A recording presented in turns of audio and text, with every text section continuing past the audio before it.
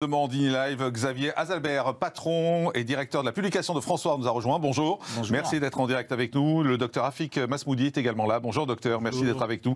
Médecin urgentiste à l'hôpital européen Georges Pompidou. On va parler de François. François est-il un journal complotiste? Publie-t-il des articles qui n'en sont pas finalement, qui sont des tribunes? Je vous propose, avant que vous puissiez commencer à répondre à ça, d'écouter le docteur Thomas Durand qui était hier en direct sur ce plateau. Il accusait François de ne pas être un organe de presse. Selon lui, il n'y a aucun journaliste. De toute évidence, François n'est pas un organe de presse, c'est un blog, il n'y a pas de journaliste, ils reçoivent des subventions, il faudrait que ça s'arrête. Quand il y a des menaces, il y aura des plaintes, donc moi je vais me joindre à une plainte collective contre François par rapport à cet article, parce qu'il y a appel au crime quand même, c'est pas rien. Et là on est à la dernière étape avant la violence physique. Qu'est-ce qui se passe après?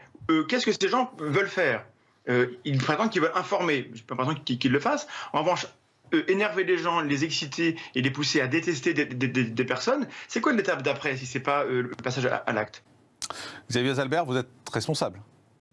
Vous êtes responsable de ce qui se passe dans François, qui n'est aujourd'hui plus qu'un site internet d'ailleurs.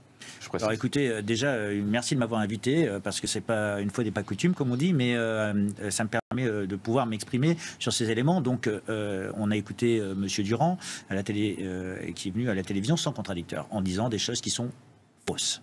D'accord? François est un organe de presse. Nous avons accrédité au même titre. Vous avez des journalistes?